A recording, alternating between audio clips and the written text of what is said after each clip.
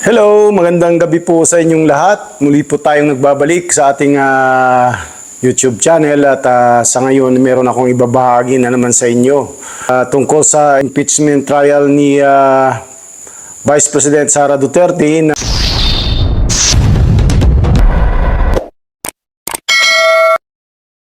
Endorso na impeachment complaint laban kay Vice President Duterte. Monica, 215 na mga kongresista to be exact ang lumagda sa ikaapat na impeachment complaint laban kay Vice President Sara Duterte. Nagkugat yung reklamo sa questionableng paggasto sa controversial na confidential funds ng Office of the Vice President at ng Department of Education. Ginawa yan yung huling araw ng sesyon sa plenaryo ng Kamara bago ang nakatakdang break sa February 8, araw ng Sabado bilang paghahanda naman sa midterm elections.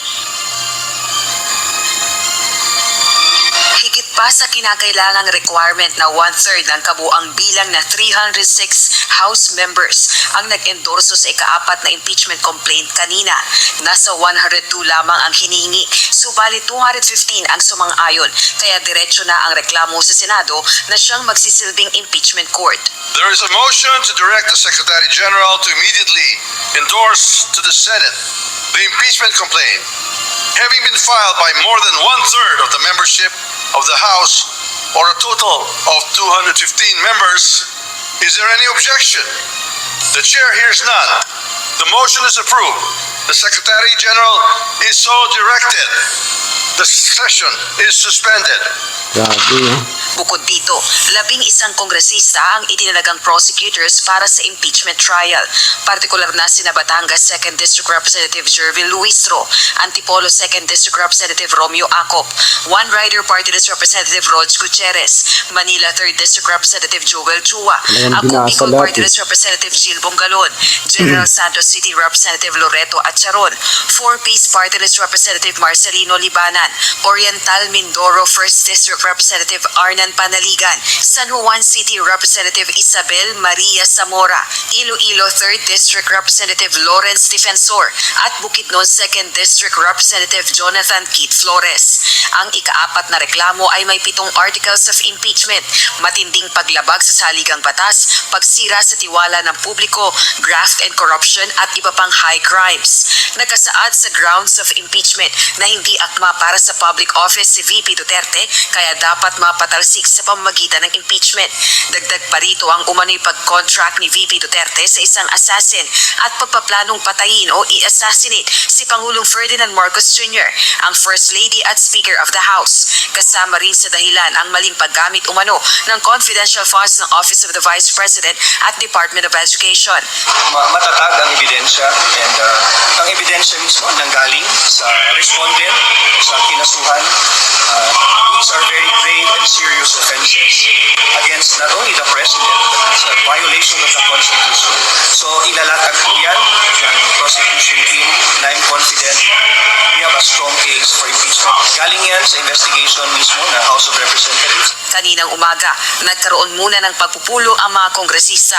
Blanco ang mga kawani ng media kung kabilang ba sa pag-uusapan sa meeting ang impeachment complaint laban sa pangalawang Pangulo. Ilan na nagsabing nagkaroon lamang ng caucus, ang iba naman ay political party meeting umano o kaya ay fellowship. Yan po ang hindi ko pa po alam kung kabilang po ang impeachment sa caucus natin ngayon.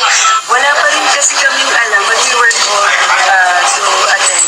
I just received the message. When did you receive it? I am not yet aware because the message was a little vague.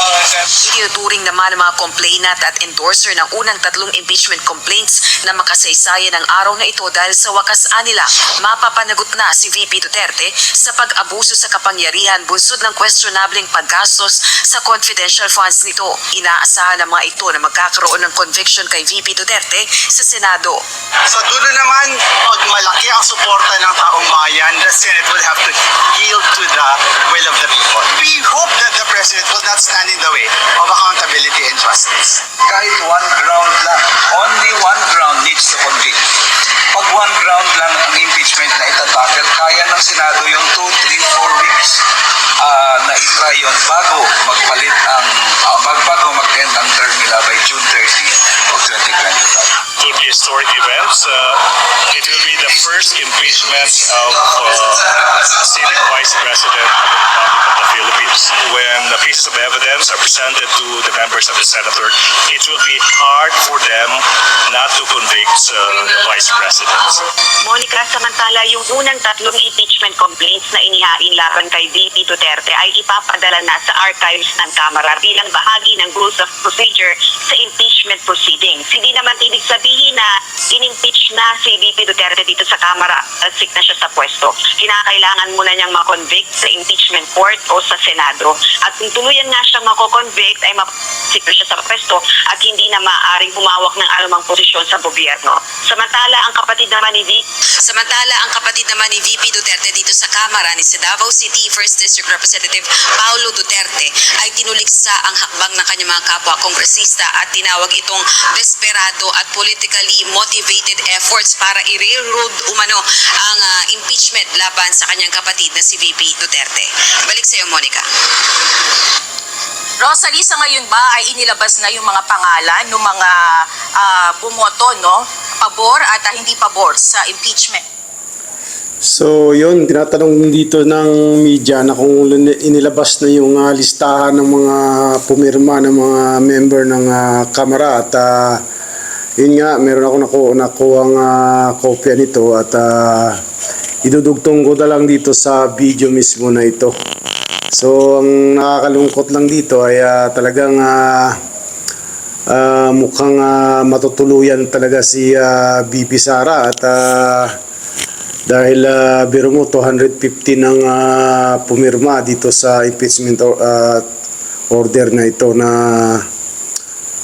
nais gawin ng Kamara na ipa-impeach nga itong si VP Sara na sa kabila ng mga iba pang issue sa ating gobyerno talagang hindi nila tinigilan itong si VP Sara.